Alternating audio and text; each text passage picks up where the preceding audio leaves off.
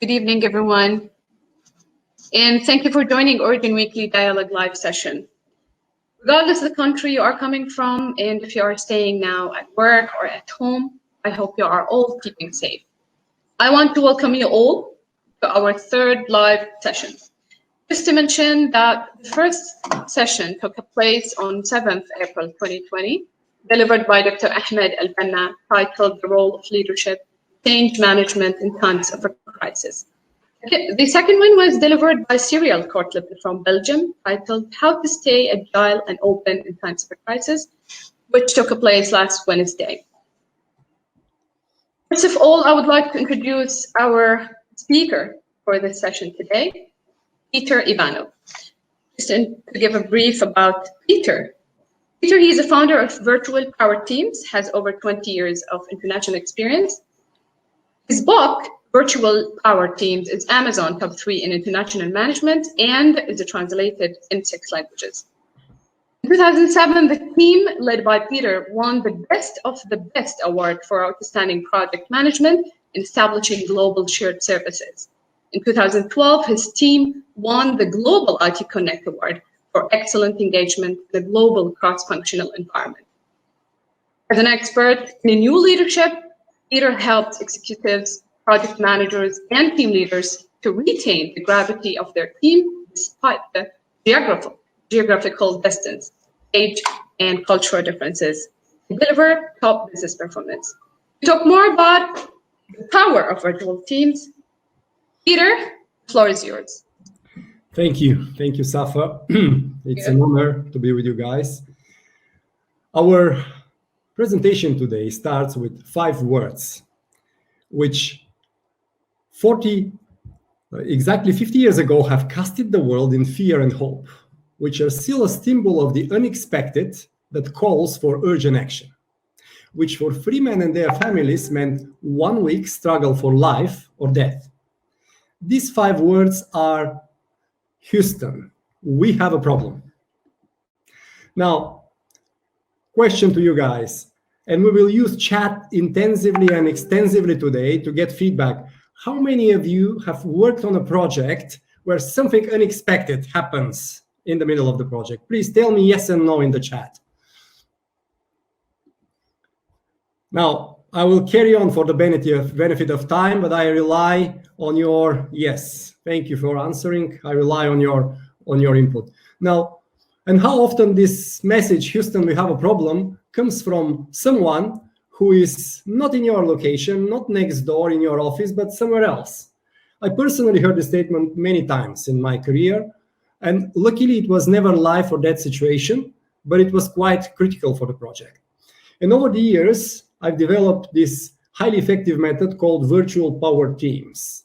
From my successes, as Safa mentioned, but also from my mistakes came this method. And what inspires me and what makes me passionate about the method is that it works. For example, we delivered a 2-year project involving 20 countries in Europe. We delivered 3 months earlier and saved 250,000 euro. And I will tell you a little bit more about this later on as we go. Now, I was 20 years IT manager. I'm not sure how many of you are IT managers. You can tell me in the chat if you are in the IT, please. Say me yes or no. And I was leading, last job, I was head of IT services for Eastern Europe, Middle East, and Africa. So I was often in Dubai, in your area, I guess. And I had a chance to lead large teams in different locations, sometimes in different continents, from different cultures, and in very different time zones. And if you count the Africa and Central Africa, sometimes with poor infrastructure.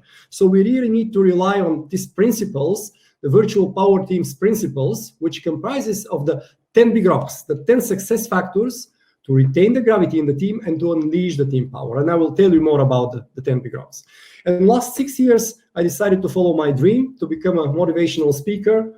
And since then, it was a little bit bumpy at the beginning, but then I had over 100 clients. That's not an extensive list. Some multinationals, not sure how many of you come from multinationals. There we go for productivity, to deliver projects faster, to improve the bottom line in their global teams or international teams. There are also some small and medium enterprises where we apply Virtual Power Teams, but for their team, including their partners, international marketing partners or strategic suppliers. So the method works also for teams not only from the same organization, but from various organizations, and recently also from some digital scale-ups, where they hire the best experts regardless where they happen to be in the world. If they look for artificial intelligence expert or big data expert, they cannot find it around the corner. They hire him regardless where he happens to be, and we build virtual power teams with all these dispersed teams. Now, from all these experiences, I can tell that the virtual team is like the atom, where you have the nucleus, and then you have various particles flying around. In a virtual team, we aim to retain the gravity despite the distance. The gravity between the individual team members, which are the particles, towards the nucleus. But the nucleus is not the manager or the project manager or the HR manager. This is the purpose and the goal of the team. And you will see we will put a lot of emphasis here on setting the goal and purpose of the team bottom up. Regardless of how smart you as a manager, if you do it as a team bottom up, you have much bigger engagement. Thank you, by the way. Many people respond in the chat. That's great. Now, our presentation is structured in 3 main parts. If you imagine your virtual team as a human being, the first part is the head. Here come the first 3 big rocks, namely, first one, personality and focus. Some managers say, I don't see the people, why should I bother what are they as individuals? From my perspective, big mistake. So I'll give you a brief format where within 5 to 10 minutes we go deep and people find out what makes their heart singing, everyone about everyone else in the team. Second one is strength matrix. You know that in poorly led teams, sometimes people feel anonymous, feel just as a resource. Here, we discover the natural strengths and talents of the people, and all of a sudden they're feeling special, like heroes. And then when they find out all the team skill, all the skills available in the team, this bouquet of skills, they feel that with this set of experts and resources, they could achieve anything they said. And then the third one is interdependent goals. We will do it in such a way that everyone on the leadership team will have his or her own goal. So here I make a key distinction between local teams and virtual teams. And here we are aiming for clarity. Who is the member of the team and what is the goal of the team? The second part is like the skeleton and muscles. This is the dynamic part. Here we'll be talking about forums and agenda, what meetings you need, what online conferences, knowledge management, and we link it to the strengths. And then a regular feedback, in sometimes scarce in local teams and more in virtual teams. So here we institutionalize feedback. And here in this part, we are aiming for structured communication, not a manager-centric or a problem-centric, which happens in poorly led teams, where sometimes the manager calls an online meeting and if there is a problem, starts some finger pointing, or he dominates the discussion and speaks most of the time. No, we do it structured communication in such a way that everyone is having an equal time slot to contribute and shine. And the third part, my favorite, this is the heart. So here we'll be talking about recognition. By the way, do you know what is #1 reason for people leaving companies? If you know, please put it on the chat. I see somebody say the video stop. I hope it's resolved technically. So the #1 reason is, yes, reconnected, thank you, is lack of recognition from the direct superiors. So they leave bosses, not companies. And here we see how, over the distance, what are the forms to recognize and to value your team members. Then we will see at diversity, how to establish, thank you for contributing, guys, how to establish the optimal team culture when you have a bouquet of different cultures on your team, international team. And then how to establish the winning spirit despite the distance. I'll tell you a story. And the 10th one I keep a little bit as a surprise for the end. Now, as Safa mentioned, I published my book. I'm a mathematician, master of mathematics, written a book just to protect my intellectual property when I saw that company respond very well. By now it's in 6 languages, not yet Arabic language, but Chinese and English and Spanish and so on. And it's been Amazon top 3 for a week in the category international management. Just for a week, but I keep this snapshot dear to my heart. Now, question to you, and we have a poll for that. So in order not to have a boring webinar, you always have to interact with the audience. Now we have some constraints on the platforms, but we could do polls and chat. Now let me ask you, if we define a virtual team, there are several synonyms. One is distributed team, where you have a multinational, you have a head office in London, one in Dubai, one in New York. So you have several hubs with multiple team members. So those teams will be distributed, multiple team members in one location.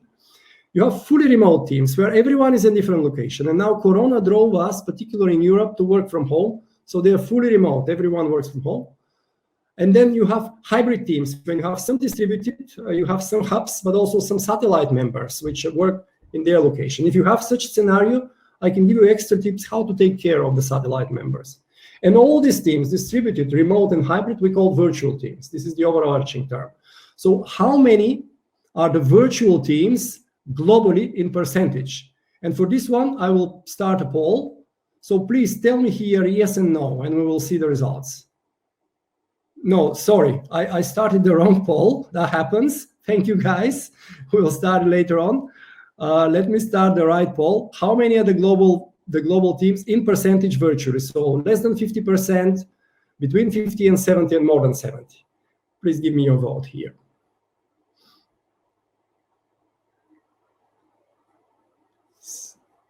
I hope you see the poll. Yes, thank you for contributing. Yeah, we have less than 50%.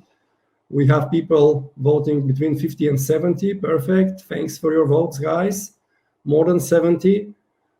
So we have so far, half of you think they are less than 50%, 40%, significant number think between 50 and 70, and then 9% think beyond 70%.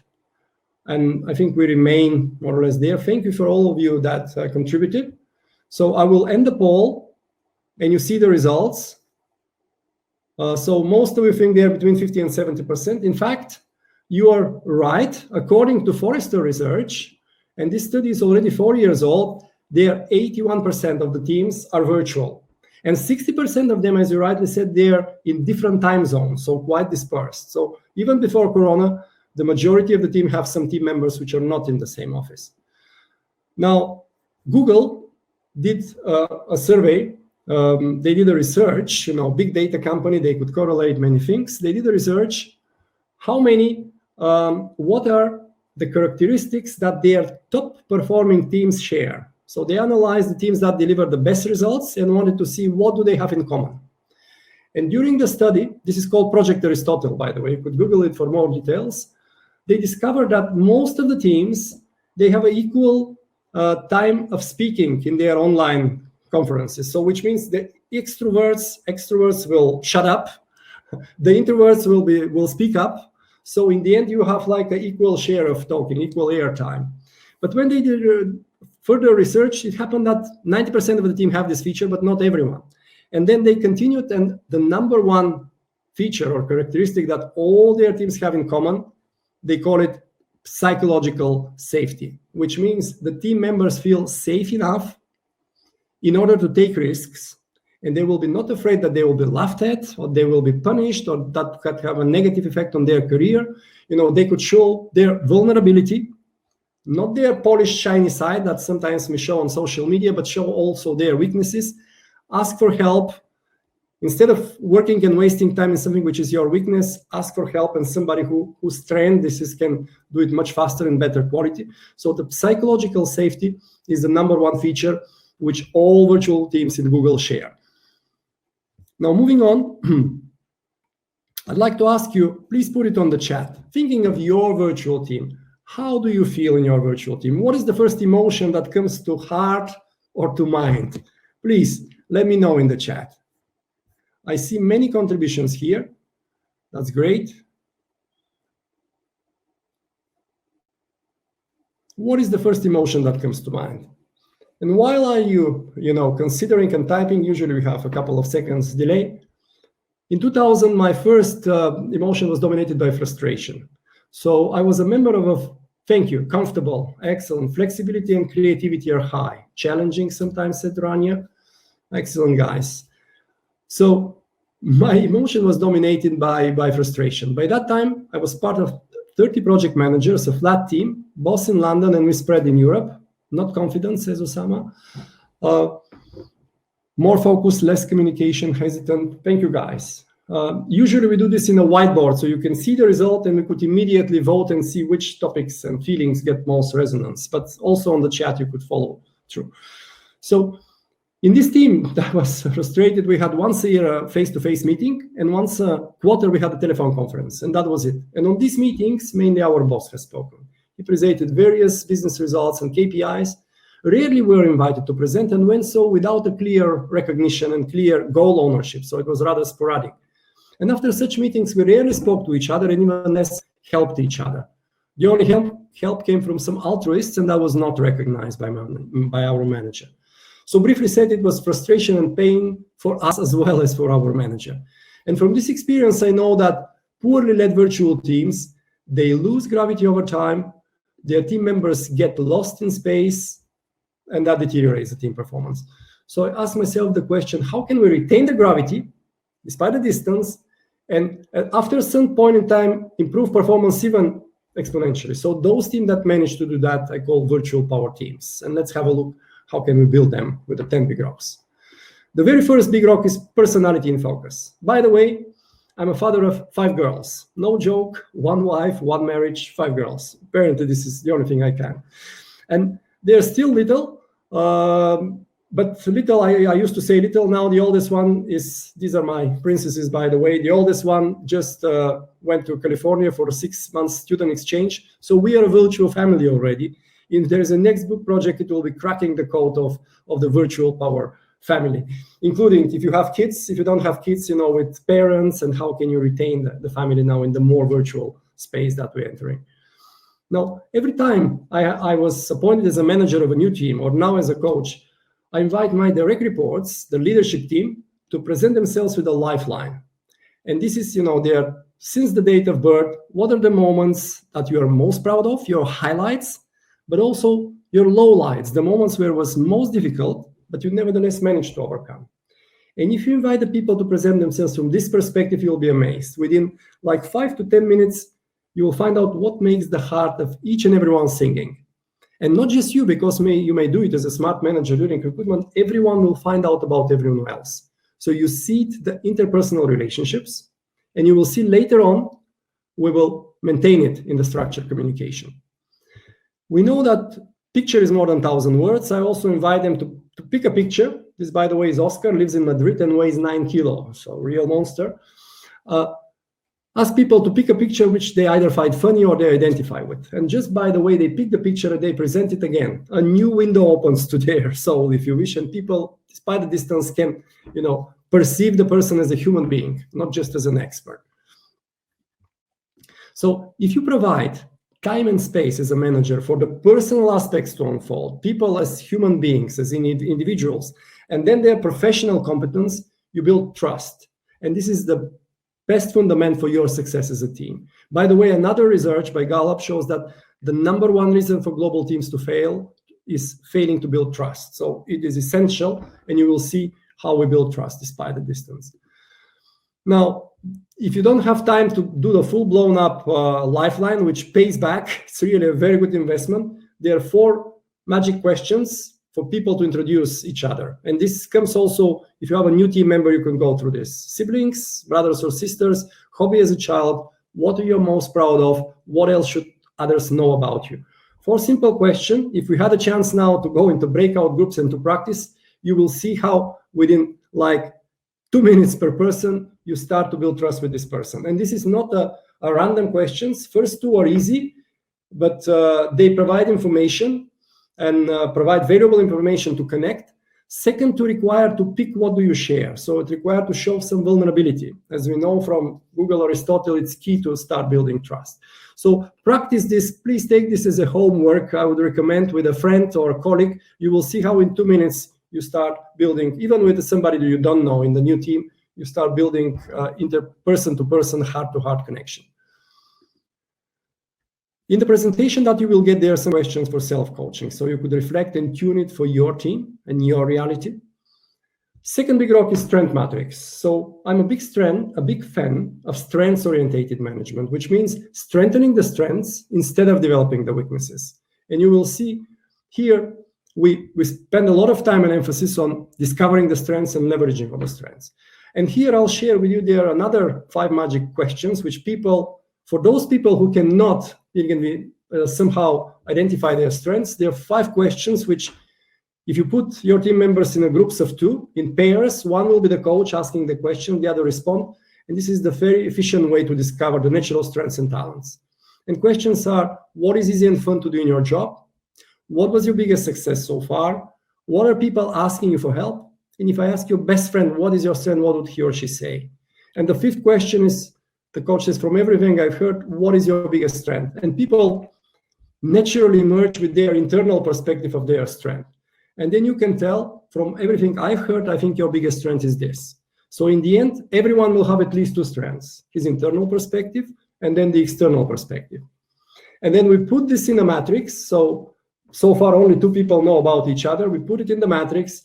We can play also with avatars, based on your top 2 strengths, internal, external. You could think of, political figure or movie character or cartoon, whatever avatar could embodies your strength. And then all of a sudden, this new feeling emerges. Even if people don't see each other and never saw each other, with this bouquet of strengths, we could achieve anything. The 3rd one is interdependent goals. Let me share one quick case study. A client of mine in New York runs MOOCs. How many of you know what is MOOC? Please put it on the chat if you know, or let me. So MOOC stands for Massive Open Online Course. He runs a MOOC. He gathers 35,000 students, many of them also in Middle East and Southeast Asia. And he teaches them modern architecture on a practical case, how to build resilient schools for Philippines. After the tsunami destroyed the infrastructure in Philippines, the government decided to build the schools in such a resilient way. So there will be schools in normal times, but in case of natural disaster, they will provide shelter. And he was getting these people 6 weeks course based on his video input recorded. And people were building their project, this resilient school, and getting feedback from his team of 20 professors. But after the week 5, learned enough for free, people were dropping out. And he tried to collect the money in the end because after they successfully finished the project, they get a certificate and they paid for it. He tried to get the money up front, he got only 2,000 people. So we had an online session with his team and we broken down this big mass of people, 35,000 in groups of 5. Not us, it's a big effort, self-organized get together based on proximity, time zone, whatever. In this group of 5, they presented themselves with a lifeline online. They discovered their strengths online, and based on that, they were not building 5 projects, but just 1 project. They split the work based on their strengths and put their delivered 1 project. And when the critical week 5 came, they just couldn't let their teammates down. It was not just a group of people because of the lifelines and the cooperation. It was already a team feeling emerging. So 27,000 people stayed until the end and paid for the certificate. With a simple measure, he had almost €500,000 revenue improvement. Moving on, so seems like simple measures, but deliver good results. Interdependent goals. Let me start another poll. How many of you have worked on a project where you give everything, but some other team members are not so motivated? Please let me know in the poll.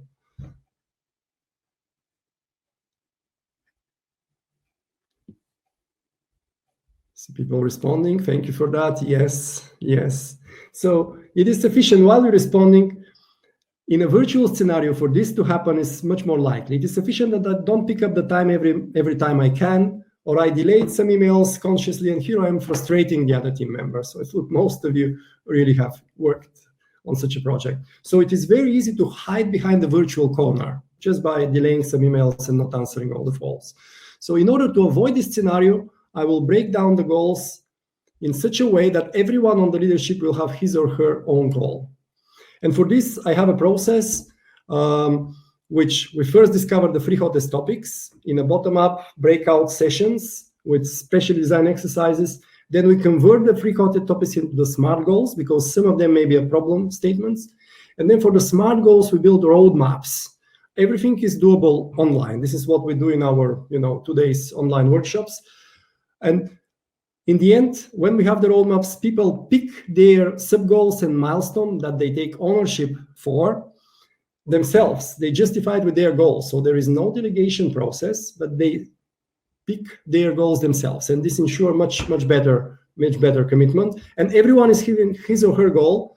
And They are interdependent like these two twins. But the more interdependent they are, the more you foster the quality, the gravity of the team, and it translates into performance. So implementing this, you empower the people. You don't give them goals. We work out the goal as a team and they pick their sub-goal. Micromanagement is not an option in virtual teams. The only way that works is, it's not even optimal in local teams, that you can get away with it, but in a virtual teams, no chance. So we work out the goal as a team, people pick, and then they are empowered. It is clear what is to be done. On the how, they have freedom within some budgetary and time constraints, but then on the how, they have full freedom, decision-making freedom, and so on. And when you have the interdependent goals, you have usually, in each team, you have 3 groups of people. 10% are the ones which are the top performers, very ambitious. 70% are the ones which, the good citizens, without them you cannot deliver. And maybe 10-15% are the lower performance, not necessarily to fire, but that will be not so ambitious. Usually they were the ones, to try to hide behind the virtual corner. So, and when they have their own goals, and you will see in the structured communication, before we go into the formal reporting, there is some healthy peer pressure, and in this way you raise the overall performance of the team. And then this interdependency is also fostering the gravity of the team.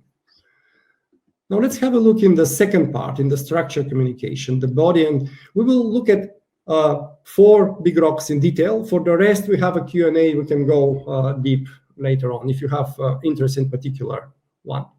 Now, forums and agenda.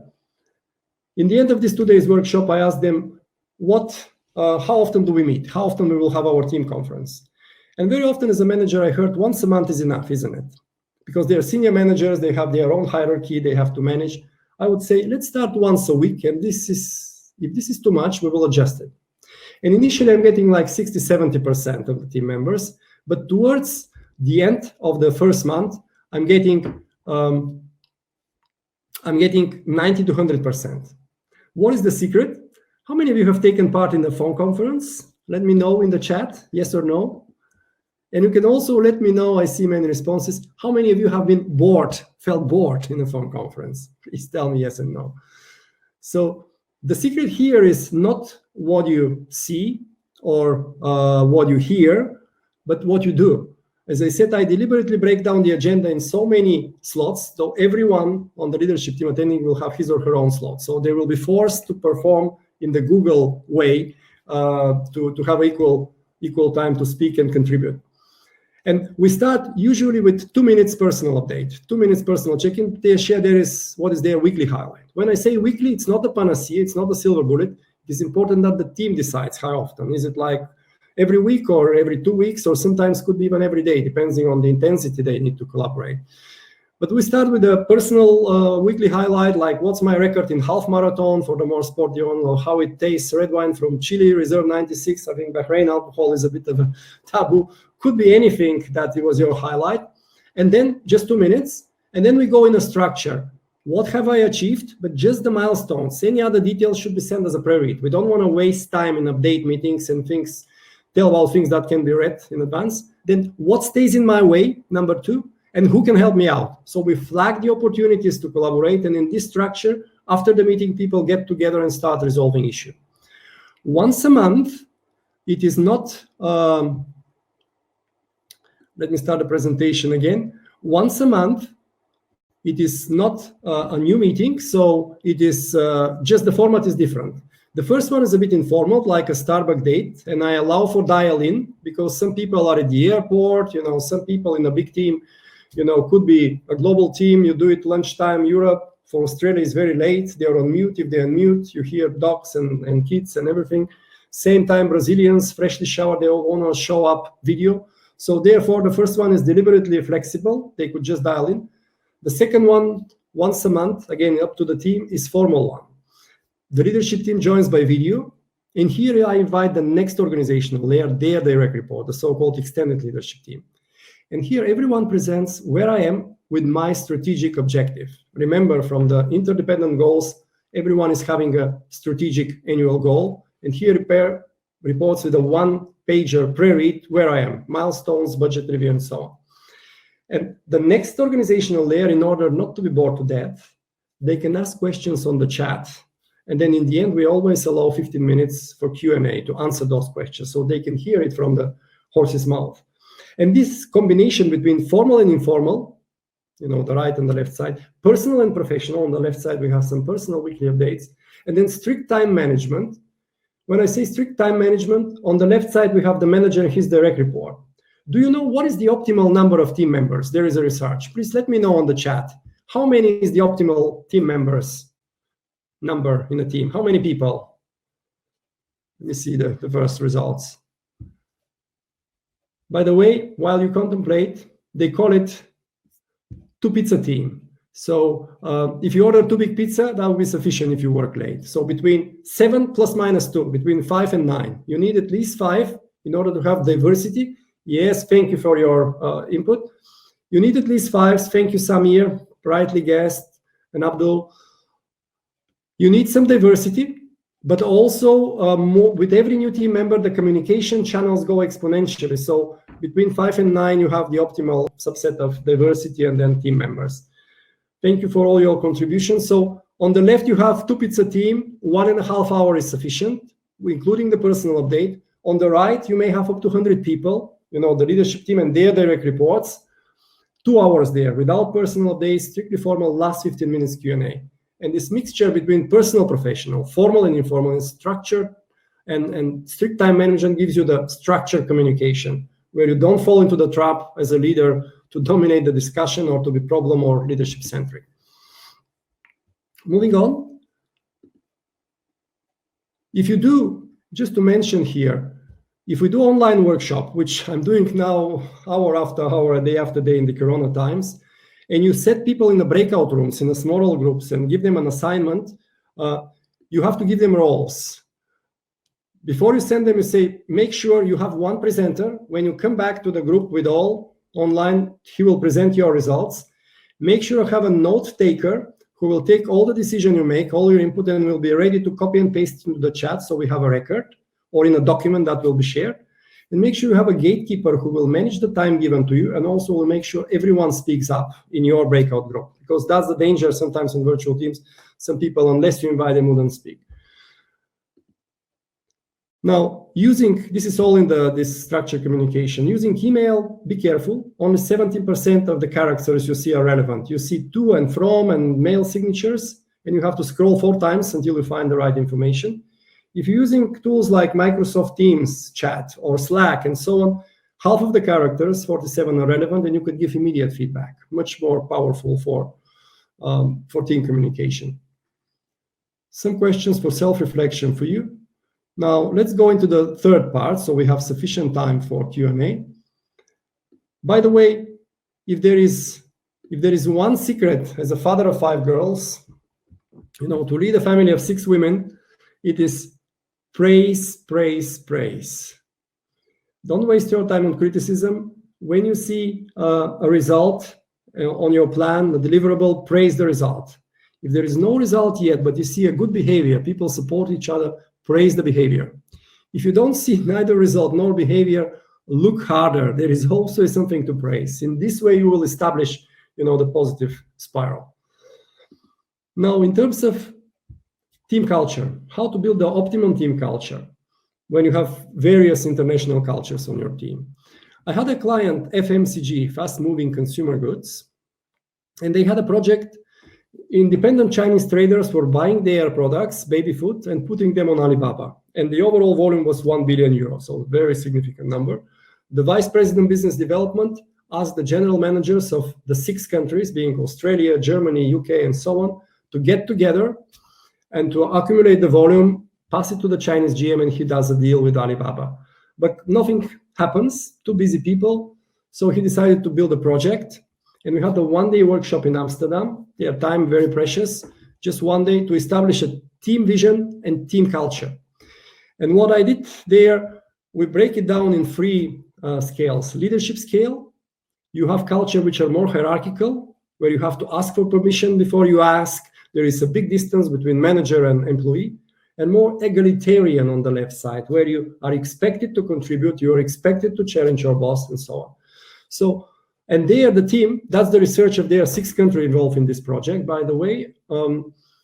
I asked them to pick on the scale what is their optimal position. And for their aha moment was they decided that until they reach project mandate, they will be more on the egalitarian side, the left star that you see. So they will involve the Chinese and shape it together. And once they define a project on a high level, project mandate, they will be more hierarchical, the second star. So this is the brief now, go on and deliver.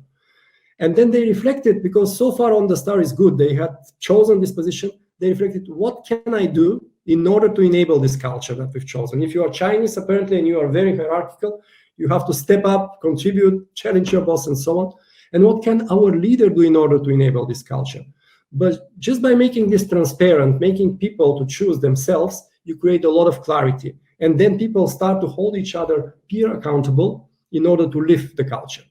So we did it on 3 scales. That was the leadership scale. Then decision making, you have some cultures top down. You know, the leader has to decide quick, otherwise is not effective leader perceived. But also Germany, for example, take a lot of time to consult all impacted parties. But when they make a decision with capital D, the execution is relatively quick. Whereas American leader may take a decision, few weeks, environment change, he changed the decision and translates and frustrates the hell out of the Germans. So here they make a conscious decision, a little bit more on the consensual side, and reflected, what can I do, what our leader can do. And the 3rd scale was confrontational, particularly for some Asian countries. If you confront and challenge their point of view, sometimes they take it personal, as though you challenge their whole personality and human being. Here we had many Chinese on the team. They've chosen this position.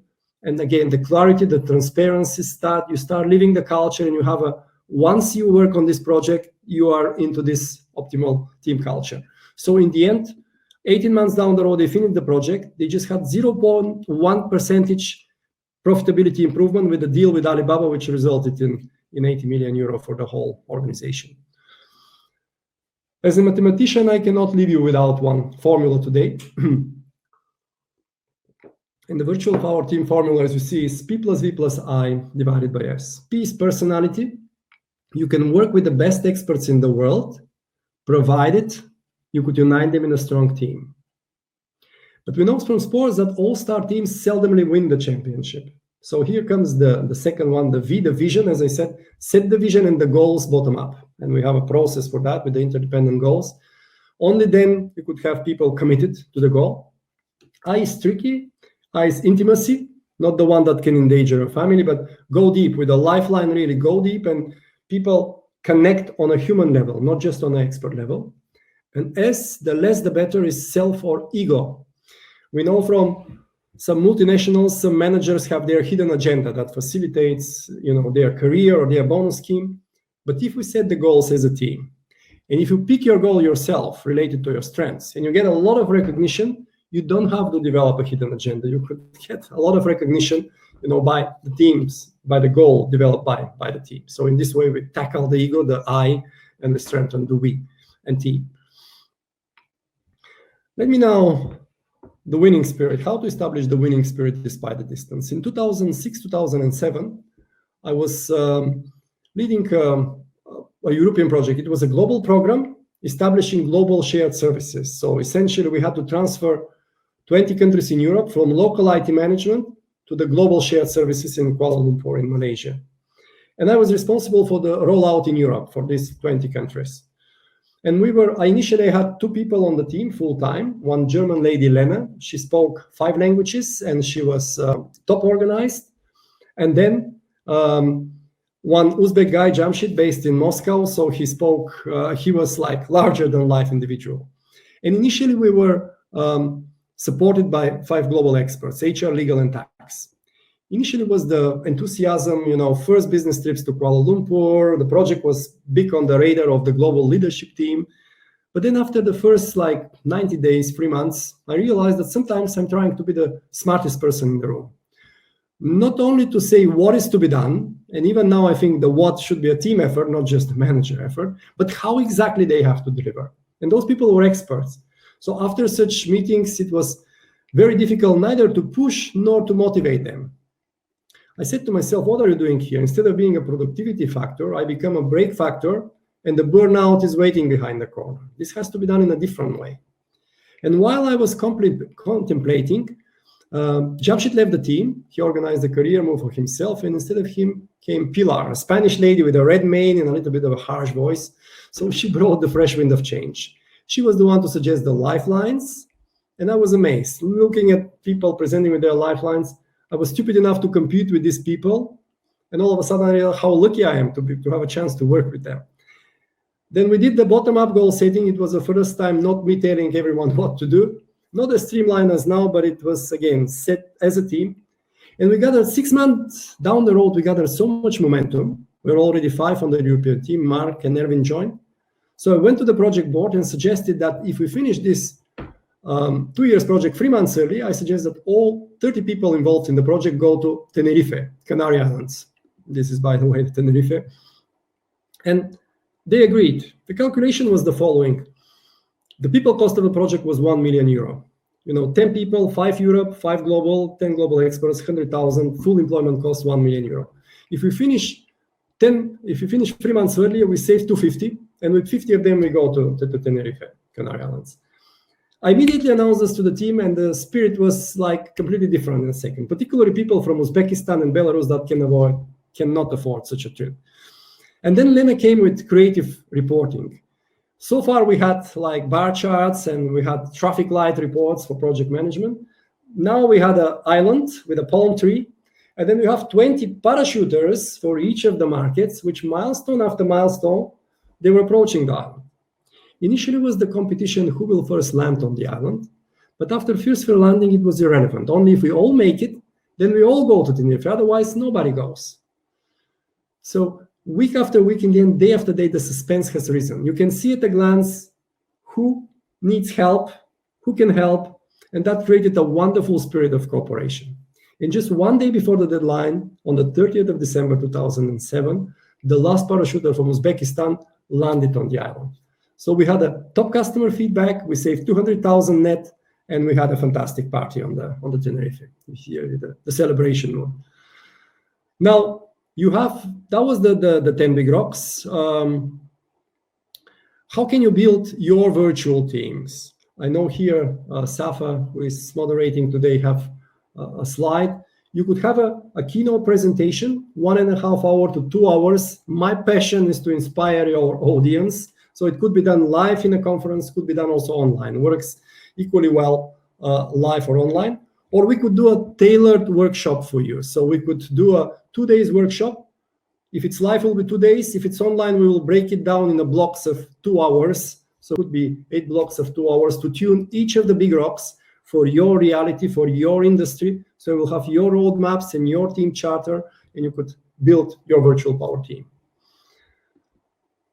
We started with Apollo 13, a trip to the universe. Let's go back to the universe just for 1 minute.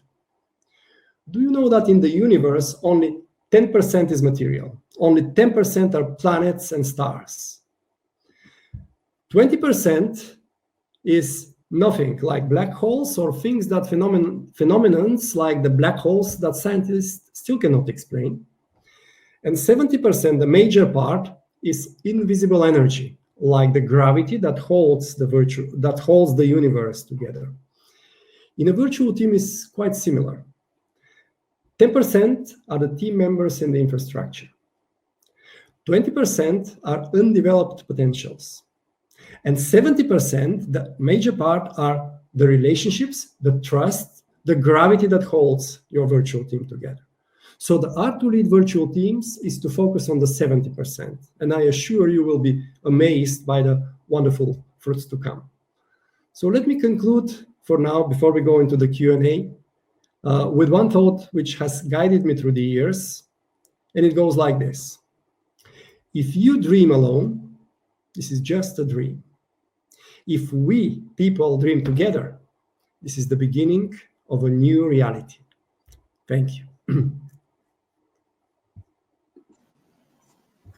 Hey, Peter. Thank you for your inspirational presentation. I'd like also to thank the attendees for their interaction with the polls and the questions you were putting from time to time.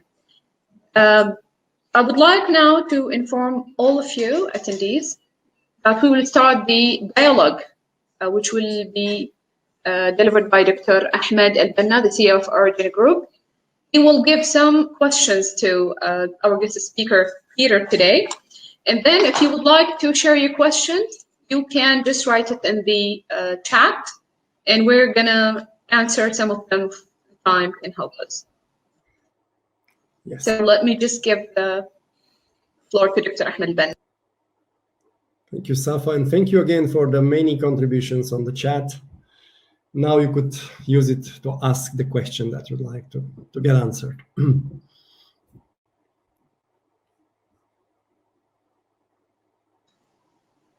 Hi, Peter, and hi everybody around the globe. You know, we have people from different parts of countries, so hope that everybody stays safe and healthy. Let me start by thanking you, Peter, for the wonderful session. I enjoyed, in fact, your session, and we know that speakers like you, motivational speaker, they don't. We know that, like, we are tightening you on the chair. Yeah. Because with these webinars, speakers such as you, international, they prefer to be on the stage, moving around the team, divide the teams. But anyway, we have to adopt this life and this change. Yes. Anyway, thank you very much for the insight. There are so much points being raised. I will try to throw a couple of questions with you in order to have a dialogue and you give some highlight. I will not go direct to the PowerPoint, the slide that you shared, because our brothers and sister colleagues, in fact, who are joining our webinar have really seen that. But let me start with, I like many things, but you know, you talk about the mock, you know. So there are, what I would like to say, the virtual teams, it's not that something new, but it's been changing. You know, for example, we have international banks. Let's take HSBC, the headquarters somewhere maybe in UK and so on, but operating in China and different countries. I personally, I used to be working for an airline, Gulf Air.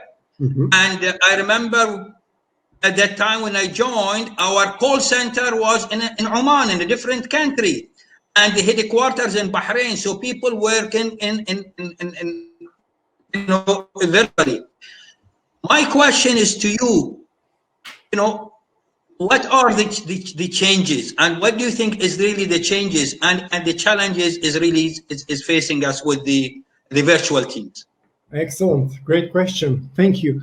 I think we will be more virtual after Corona crisis. It forced now us to work fully remote, which is a challenge. It's easier if you have some hubs now fully remote. So when the Corona is over, we will be more virtual. I have some clients which consider releasing some of their office space, you know, half it, so people can work just, you know, go for some meetings, but work most of the time virtual.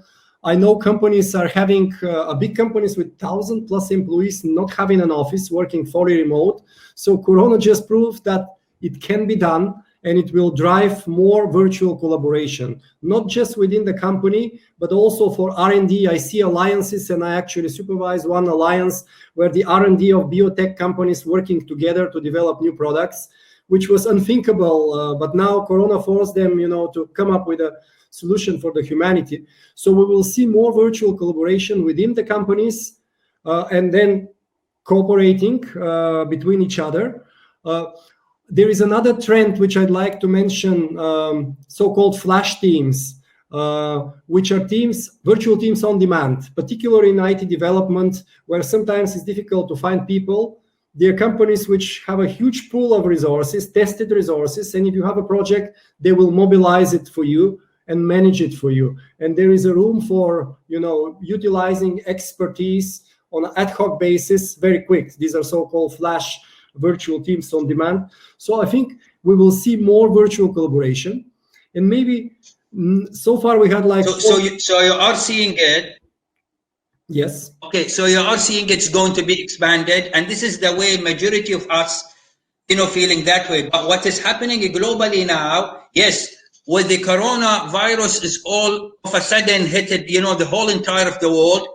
Maybe more than 50% of the total population of 7.5 maybe billion They are really trying to go online and so on, virtual, etc. But in your presentation, you tackle a very important point, which is team culture. Yeah. Now, what is happening in majority of the countries, they said, fine, how we can trust our teams to work virtually? Yes. Are they going to deliver what we want? Is the productivity is going to increase or decrease? Yes. Because we used to see them daily in front of us. We used to supervise them, very close supervision. But now situation will be changed. So you talk about the team culture. So how we can make sure, because there are certain points you said, no, productivity will be more better during, with the virtuals. Others says, no, it will go low. So the culture, how we can really adjust the culture to fit. Do we need more of corporate governance in there in order to link the relationship between the management and the company and the teams? What is your point of view on that? Yes. No, I firmly believe that virtual teams could be as productive as local teams, and in certain areas and certain industry even more productive. And I have a lot of clients, to prove that.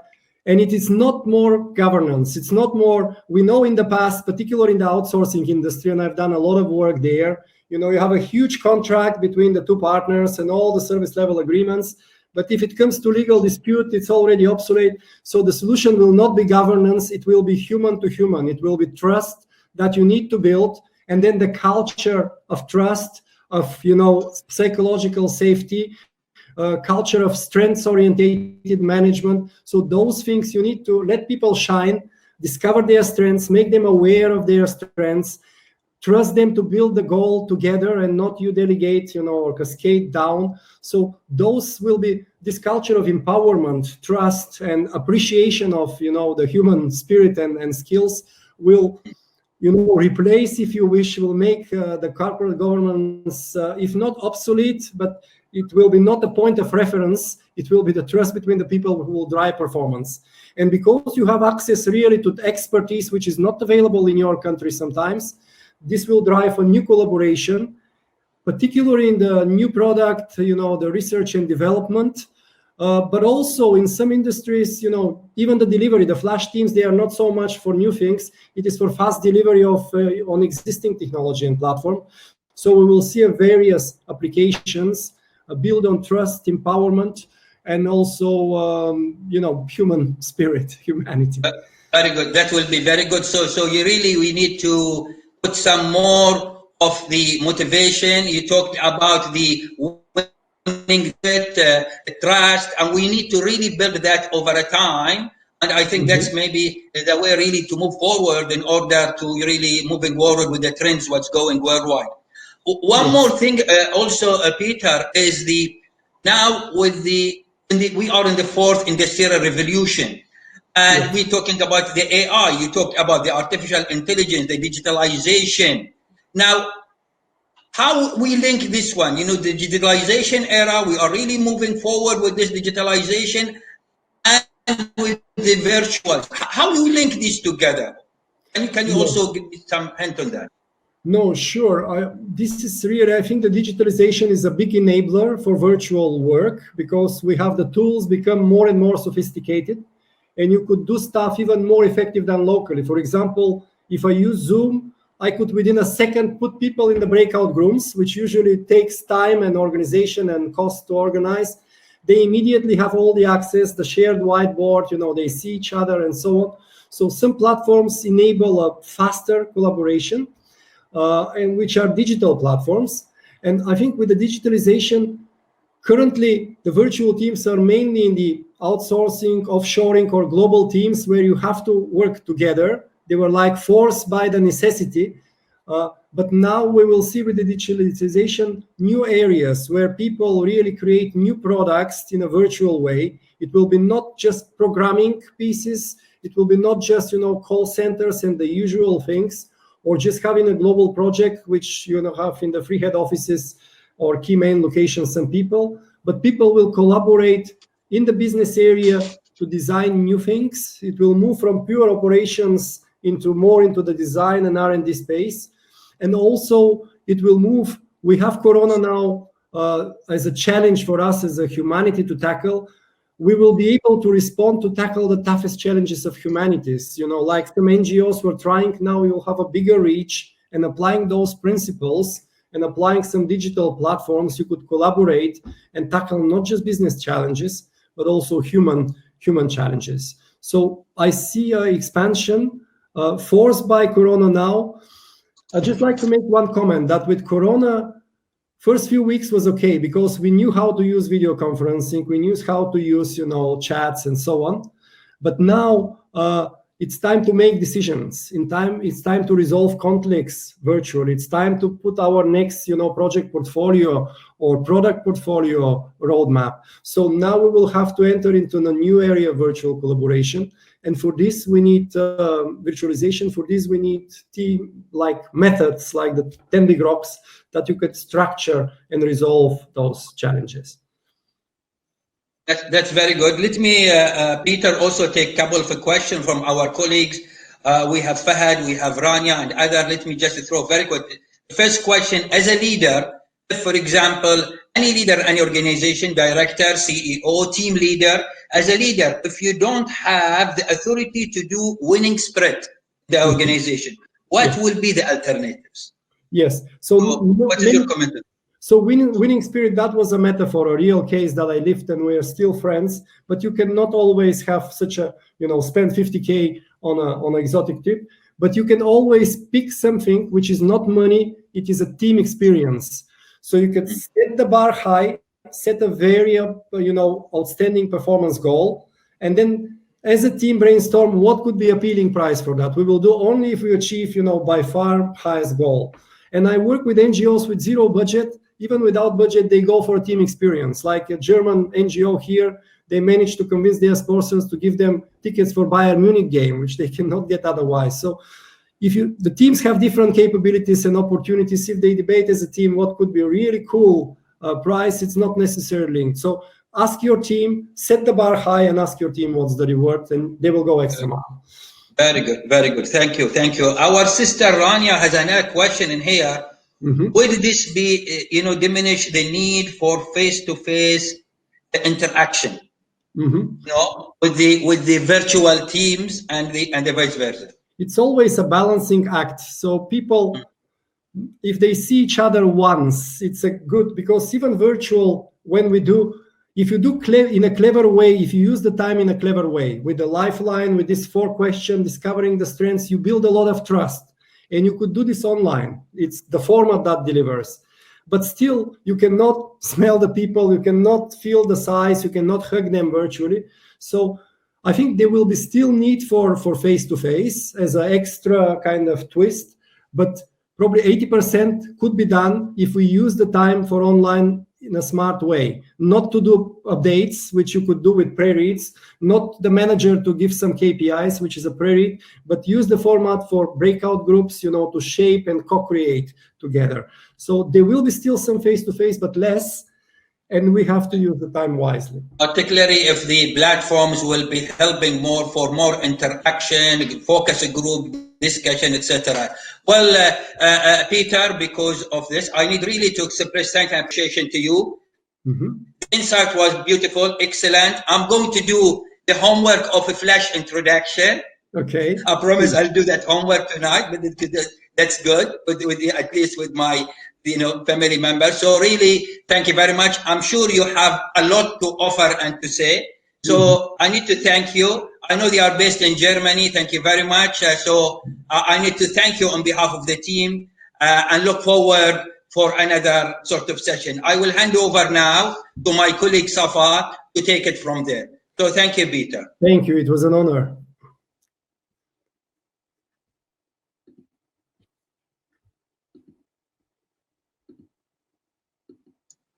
Safa. Hey, Peter, thank you. I just want to highlight we got other questions, and because we have to stick to the time, and it's all about 2 minutes to 6. So you got the offer of the coming 2-day session where you can register to participate, and there it will take you to our website. You can just mail us your question. I will send the questions to Peter, and I'll make sure to send you the answer. Absolutely. Thank you all for attending. Thank you, Peter, for your session and your presentation. It was really inspirational and interactive. So I just would like to inform you that our next session will be next Wednesday. Peter Hopper will be our speaker. He will talk about the impact of the current crisis on hospitality, travel, and tourism industry. Thank you all for joining and looking forward to meeting you next Wednesday. Thank you, Safa, and thank you Bye, guys Peter. for the invitation. Bye now. You're welcome. Thank you.